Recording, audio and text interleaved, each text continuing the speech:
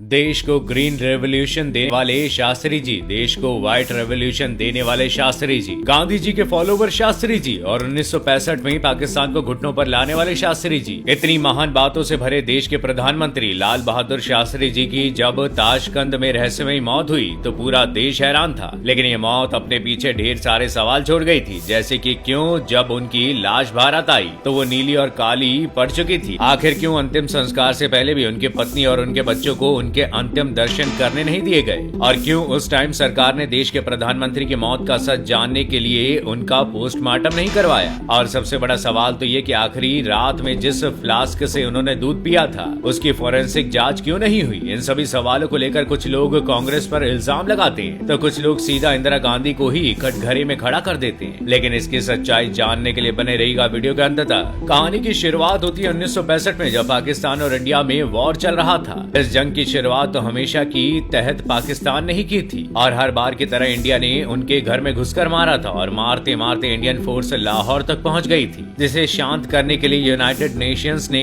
दोनों देशों को सीज फायर करने को कहा। जिसके बाद रूस ने भारत और पाकिस्तान दोनों को ताशकंद आकर अपने बीच समझौता करने की बात कही, जिसे दोनों देशों ने मान लिया। एग्रीमेंट 10 जनवरी को साइन होना था। दोनों ही देश मीटिंग हॉल में साथ बैठे और एग्रीमेंट पर साइन किया, जिसे अगर शॉर्ट में बताऊं तो ये लिखा था कि इंडियन फोर्स जो लाहौर तक पहुंच गई थी वो चुपचाप वापस आ जाएगी। कहा जाता है कि शास्त्री जी इस पर साइन नहीं करना चाहते थे, लेकिन उन्हें किसी के दबाव में ऐसा करना पड़ा। साइन होने के बाद जब वो अपने कमरे में गए तो सबसे पहले उन्होंने इंडिया में कॉल लगाकर अपनी पत्नी और बेटी से बात की, जिसमें वो ये पूछ रहे थे कि इस साइन को लेकर इंडियन अखबारों ने क्या छापा है, जिससे ये अंदाजा लगाया जा सकता है कि वो इस साइन को लेकर इंडियंस की राय को जल्द से जल्द जानना चाहते थे। इसलिए उन्होंने ताशकंद में इंडियन अखबार पढ़ने की भी इच्छा जताई थी, लेकिन उनकी सुबह हुई ही नहीं। शास्त्री जी की मौत या हत्या जो भी हो, उसके बाद कुछ बातें जो सामने आई उसे आज तक कोई भी सॉल्व नहीं कर सका। जैसे भारत आने के बाद उनका मुंह नीला काला क्यों पड़ गया था, जबकि भारत सरकार उनकी मौत का रीजन हार्ट अटैक बता रही थी, और अगर वो हत्या नहीं थी तो उनके नीले पड़ चुके मुंह को ढकने के लिए चंदन क्यों मल दिया गया, ये आज तक किसी को नहीं पता। और क्यों जब उनकी डेड बॉडी को आखिरी स्नान करवाया जा रहा था तो उनके बेटे को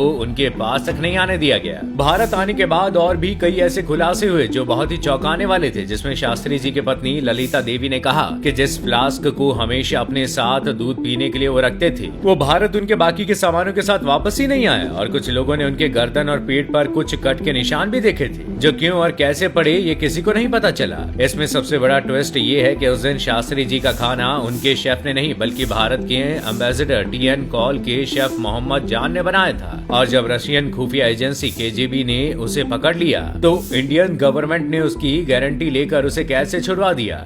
शुरुआत में तो इस मुद्दे पर सरकार कह रही थी कि जांच की कोई जरूरत नहीं है, ये हार्ट अटैक ही है। लेकिन शास्त्री जी की मौत के 10 साल बाद 1977 में जब जनता दल यानी कि बीजेपी की सरकार बनी तो जनता दल ने जांच के लिए नागराज कमेटी बिठाई, और इस केस में सिर्फ 2 ही प्राइम विटनेस बचे थे। दोनों विटनेस की उसी दिन अलग अलग जगहों पर एक ट्रक एक्सीडेंट से मौत हो गई। जबकि पत्रकार अनुज धर ने अपनी किताब your prime minister is dead में कहा कि उन्हें सीआईए, केजीबी और उस टाइम की सरकार पर इल्जाम लगाया, लेकिन सच्चाई किसी को नहीं पता।